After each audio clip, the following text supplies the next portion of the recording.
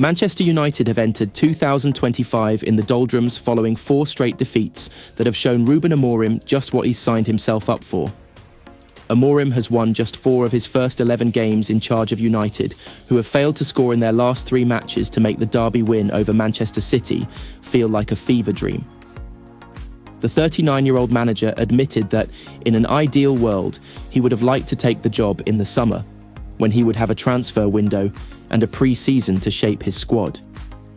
That wasn't to be, with United making it clear it was now or never, and he is now trying to turn things around with matches coming thick and fast.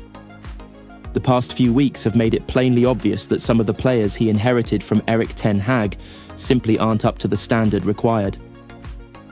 Amorim is keen to offload some unwanted players in the January transfer window, starting with Marcus Rashford, but he would also love to bring in some new faces. That may be difficult, with Sir Jim Ratcliffe on a cost-cutting exercise and profit and sustainability rules biting, but United fans can dream. One of the most obvious issues for Amorim so far has come on the left side of defence, where both Luke Shaw and Tyrell Malacia have been unable to stay fit to play in his chosen 3-4-3 formation.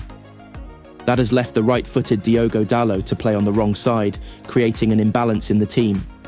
Signing a left-footed player who has the engine to get up and down the pitch and contribute in both attack and defence is a priority for Amorim. Alphonso Davies is out of contract with Bayern Munich in June and has been attracting lots of transfer interest, with United and Real Madrid among the potential suitors. His agent, Nick Jose, has been shopping Davies around to try and drum up interest in the 24-year-old, who would be an ideal fit for United's system. Needless to say, it would be difficult for 14th-placed United to land such a high-caliber player, especially when Real Madrid are the other option, but they can dream. Especially since Real's #1 target is a certain Trent Alexander-Arnold, rather than the Canada international. The 2-0 defeat by Newcastle removed any doubt that the careers of Christian Eriksen and Casemiro at United are over. Amorim needs more energy in midfield to partner Kobbie Mainoo, and he only had to look at the other side at Old Trafford to see the kind of player he requires. Bruno Guimaraes was outstanding against United, and Newcastle's own struggles with PSR rules could offer a glimmer of hope. The days when teams don't sell big players are gone, Eddie Howe admitted in December. I think our revenue streams aren't where we want them to be. We're still trying to grow them, so I think that trading in and out is going to be essential. Hopefully it's not going to be players that we're forced to sell, but you can't guarantee anything. It would need to be a huge offer, £100 million plus. Barcelona's financial issues could offer another solution for United. Dani Olmo is stuck in limbo at the Catalan giants and clubs are circling. He joined Barca from RB Leipzig for £51 million in the summer, but is currently not registered for the second half of the season due to the club's nightmare situation. A Catalan court has blocked Barca's appeal against La Liga's decision to reject Olmo's registration, meaning he is currently a free agent. Olmo would be an ideal player to partner Bruno Fernandes in the twin number 10 role, given his creativity, goal-scoring nous and athletic ability. United have failed to score in their last 3 games and, with Rashford being frozen out, it's clear they need reinforcements up front. Rasmus Højlund and Joshua Zirkzee are young and inconsistent and are better suited to backup roles, although Zirkzee jeered when substituted in the first half against Newcastle could even depart, with Juventus keen to take him back to Serie A immediately. Enter Viktor Gyökeres, Amorim's goal machine at Sporting Lisbon. The Swede has banged in 27 goals in 27 games this season for Sporting and has 70 in 77 altogether for the Portuguese giants. He is strong, fast, can run in behind or hold up the ball and is deadly in front of goal. Needless to say, he won't come cheap, but if anyone can tempt Gyökeres to leave, then it is surely the manager who he thrived under before. He just needs to persuade Ratcliffe to loosen the purse strings first. Marcus Rashford was booed by a cluster of Manchester United fans upon arriving at Old Trafford on Monday night. The forward has found himself out in the cold for over a week under Ruben Amorim, who first left him out of a matchday squad before the Manchester derby win. He would be omitted for the next 3 outings, but was a surprise inclusion to face Newcastle.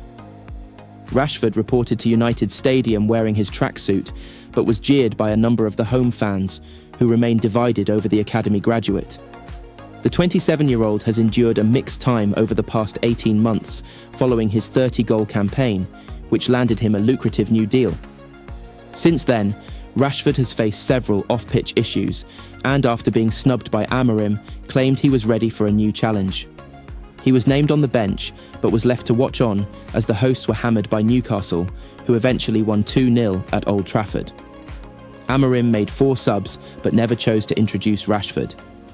The United boss, who has lost his last 3 games at home, was quizzed on whether including Rashford but leaving him on the bench was a way of sending a message. But he laughed off that suggestion. He said, "I think about the team. You think a lot about Marcus. I think about the team. I am not making a point, I just want to win the games. And you can feel it. I am talking about the idea and the fight for relegation. I want to make a point during the game?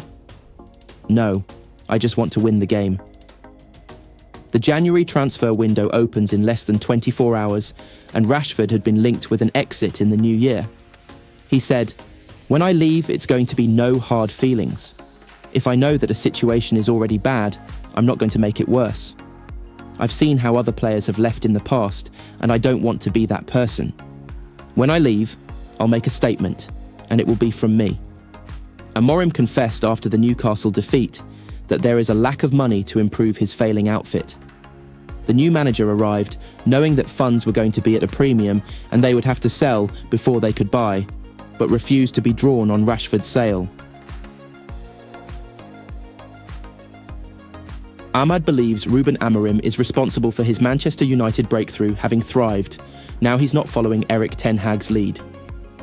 The Ivorian winger is enjoying a brilliant season at Old Trafford, having finally made a first-team role his own. The former Atalanta starlet has 5 goals and 7 assists so far, this term a record that includes a dramatic winner against Manchester City at the Etihad Stadium earlier this month. Ahmad, 22, has already made 26 appearances for the Red Devils this term, more than he'd made in his entire United career under Ten Hag. The Dutchman sent the youngster on loan to Sunderland in his debut campaign, before only affording him 9 Premier League outings the following season. And Ahmad believes that the added faith he is being shown by his new boss has allowed his true ability to shine. Speaking to Sky Sports, he said, "Let's say maybe it's confidence, because now I'm playing a lot of games. Like I am now, I've been every time like this, but maybe the game time and confidence. But now I'm happy to play more games. And I just want to fight for the club, for the team. Every time the manager gives me the confidence and gives me the chance to play for this club, I just want to show I can play for this club. My dream is to achieve a lot of things with this club. That's why I'm here. I want to fight for this badge, and let's see what the future brings." Amorim has already offered his verdict on Ahmad as he continues to shine. Even before the winger's match-winning display against City, the Portuguese coach was aware of his abilities. Speaking earlier this month, he said he is really big in talent, but small in size. He did a great job, but he also has to improve.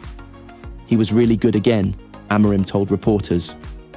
Ruud van Nistelrooy helped him a lot in his games in charge, and now he's helping me. He's in a great moment, but that moment started with Ruud. So I just take advantage of Ruud's work with Ahmad. He was really good defending and really good attacking, so he has to continue to play like that. You could feel it in the end of the game, he was really tired, so we have to manage that and increase his physical ability. I'd like to take credit for Ahmad's pressing, but that's him. He's like that. He's smart. He's explosive. Ahmad will be aiming to continue his hot form in United's next Premier League outing. They take on Newcastle at Old Trafford. After a difficult start to the 2024-25 season, a dream January transfer window certainly would not go amiss at Old Trafford. Ruben Amorim arrived in the cut and thrust of the season with the fixtures list, ensuring limited time on the training pitch to implement his methods. What might have become clear is that his squad is not good enough. Since sacking Erik ten Hag, United have been unable to improve their fortunes. The club sit 14th ahead of facing Newcastle United, and despite a raft of signings in the summer, a few more may be required to transform the club's fortunes. Mirror Football take a look at what would be the perfect transfer window for the Red Devils. Marcus Rashford exit the club are open to a transfer, and Marcus Rashford wants to leave. An exit for the academy star may be a moment of sadness, but is a sale that needs to happen. If United can find a suitor willing to pay a fee and the 27-year-old's salary, it will prove a game-changing result for the club whose transfer coffers would be boosted. If nothing else, Amorim will be saved from answering questions after leaving his charge out of a matchday squad. A new forward arrives. Goal scoring has not come easy for United in recent times. The club currently have a negative goal difference in the Premier League and have managed just 21 goals in 18 games. A third of those goals came in just 2 matches too. Rashford's exit would ensure Amorim is even more short of forwards, and while full of potential, Rasmus Højlund has been unable to entirely shoulder the burden of finding the net just yet. Goals win games, and a new striker may be required to fix that. There are reports of a gentleman's agreement in place preventing Amorim raiding Sporting for players next month, but Viktor Gyökeres is the standout candidate. The Swede won't come cheap, but is already familiar with Amorim's approach, and United have been served by a mega signing in January before with Bruno Fernandes. A new left-back with Luke Shaw's continued injury issues, and Tyrell Malacia yet to convince Amorim, having a natural left-back is high on the agenda at Old Trafford. A player familiar to the 39-year-old head coach is said to be looking for an exit too. Paris Saint-Germain star Nuno Mendes has seen discussions stall over a new deal in the French capital and has experience of playing under Amorim at Sporting. It would bring greater balance to United's backline and fix a position that has long been a problem. While needing to sell players before buying is never an ideal situation, United do have players who will be heading off their books soon. If that can be achieved in January, all the more benefit to the club to in turn allow new players time to acclimatise in the Premier League. Already a host of names including Rashford, Malacia, Joshua Zirkzee, Antony, Johnny Evans and Christian Eriksen have been left out of matchday squads by Amorim. In a perfect window, perhaps United can complete some good business in the first month of 2025 to relieve Amorim of players he will not utilise.